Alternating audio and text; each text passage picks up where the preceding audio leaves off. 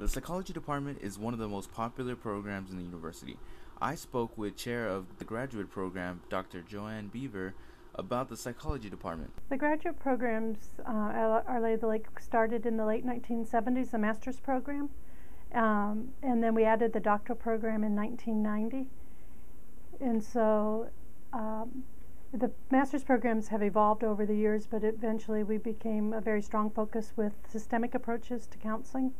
And then our doctoral program was built on those very strong master's programs. The graduate psychology programs offers a master's of science in psychology with two separate concentrations. One is in school psychology, which prepares students to work as psychologists primarily in public schools, where they do assessments for special ed and work as consultants on psychological issues in the schools. And then we offer a concentration called family and individual psychotherapy, which prepares students to become psychotherapists and become licensed at the master's level, either as licensed professional counselors or as licensed marriage and family therapists. And then our doctoral program is a PsyD in counseling psychology, so that prepares students to become licensed psychologists. I think there's a lot of interest in psychology. I think students are drawn to that. I think we're very lucky we have excellent faculty members, so at the undergraduate level, a lot of students take intro to psychology and they really get fascinated by what the instructor has to say and by the whole content, and so a lot of them then decide to switch to psychology. At the master's and doctoral level, I think it's because we're very focused programs. We prepare people for very specific careers, and so there's a fairly high demand for high quality therapists, and so that keeps our programs very full at the graduate level.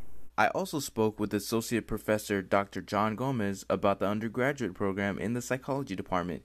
He also informed me why there are two chairs in the psychology department. The psychology department is one of the biggest departments on campus.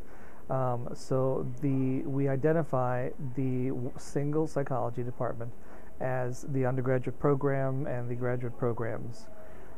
There's no other distinction other than that. It's just for clarity's sake.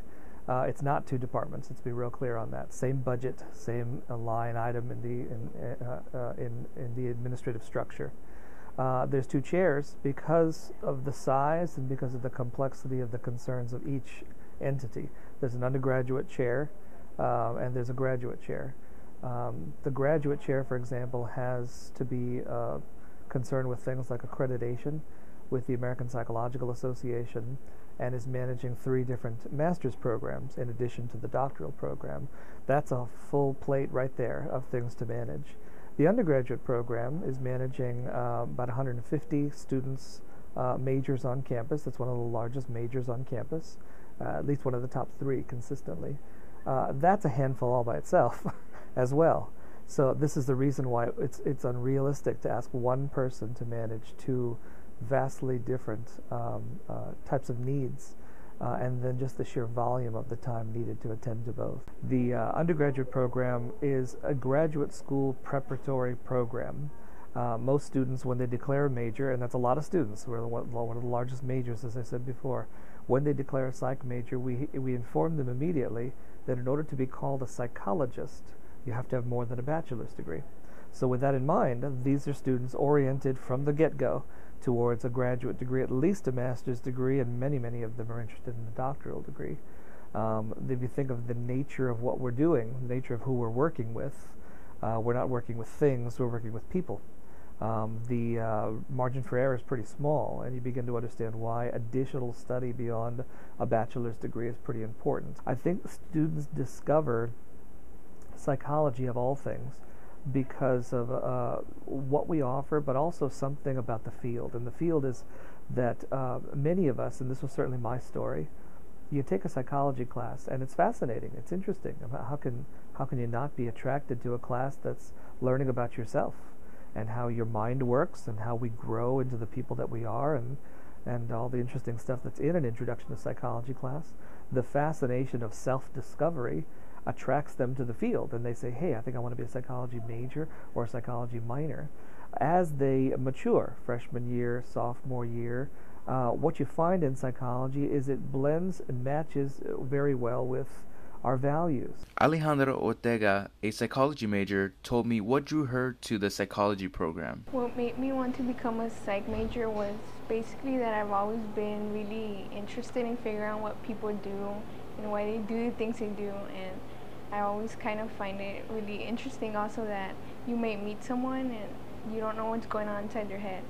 So psychology basically teaches you why people act the way they act, and that's what made me just want to major in it. I also spoke with Sonia Bernal, a graduating psychology major. She informed me on how the psychology department helped her plan her goals after graduating. I think the psychology program really helped plan my goals after graduating because they really provide classes such as the GRE prep and applying to grad school class. So along with those two classes, they also have great advisors who will help you transition to the next step and offer advice and really guide your whole plan after graduation. I believe psychology is one of the more popular programs at our university. It's because they really have great professors, great advisors, and the faculty is really helpful, and they make sure that you're going to get the best learning experience for your major. I think they really help paint a picture of how psychology works in any field, and it's intriguing to know how psychology applies in all areas of your life. For Online Journalism, this is Jesus Cortez.